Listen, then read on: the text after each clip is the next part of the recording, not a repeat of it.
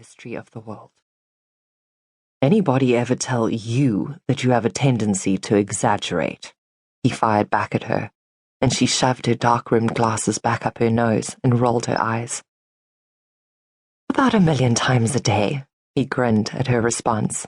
The waiter returned with his bill, and Daisy excused herself to go to the powder room. Hey, Daisy, he called as she turned away from him. She stopped and glanced back over her shoulder. No ducking out the bathroom window. She snorted and waved her hand dismissively before walking away. I'll wait outside, he said, as she headed towards the back of the pub.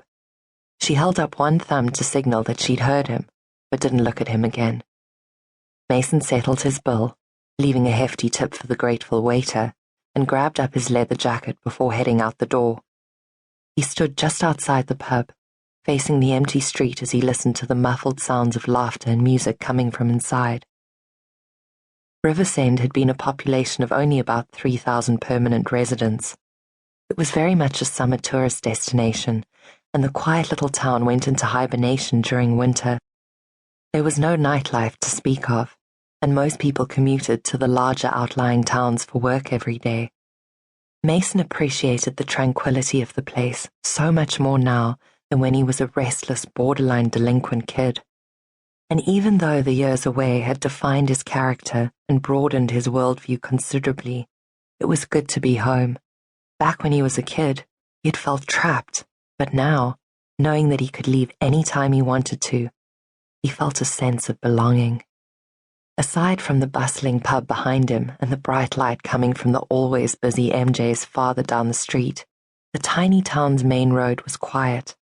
Riversend was sleepy and peaceful, and after years of violence and craziness, exactly what Mason needed.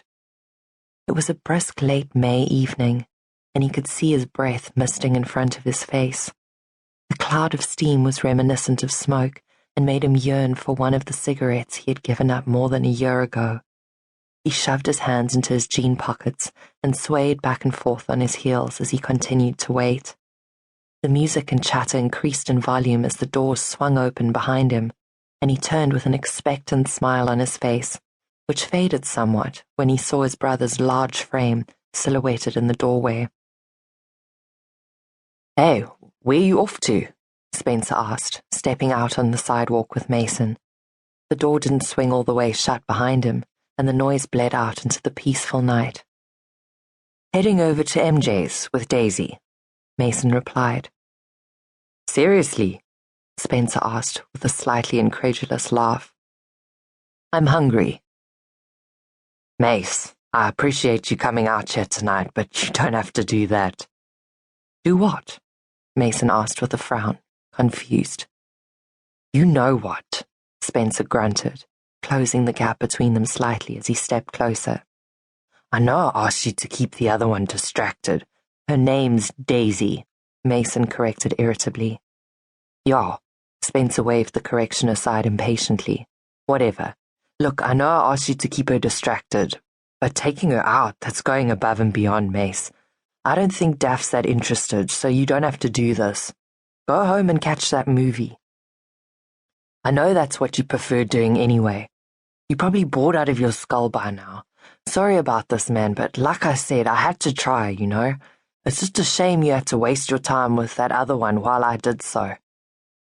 It was a shitty thing to say, and Mason was about to tell Spencer exactly that when he noticed a pair of earnest eyes behind a pair of unflattering dark-framed glasses peeking up at him from behind his brother's broad shoulders. Fuck. She was so damned short that she had actually managed to come up behind Spencer without Mason noticing. And damn it, were those tears sparkling in her eyes? He felt like a total shit now and glared at his brother for a moment, before brushing by him and following the woman as she quickly turned away and walked up the road at a brisk pace. He heard Spencer swear behind him as his brother realized that Daisy had overheard him. Mason shot him a warning glare over his shoulder and held up a hand to prevent him from following. He caught up with Daisy in a few short strides and took hold of her elbow to halt her movement. She went taut, but stopped and glared up at him fiercely from behind those heavy frames. They were beneath a lamppost, and he could see every emotion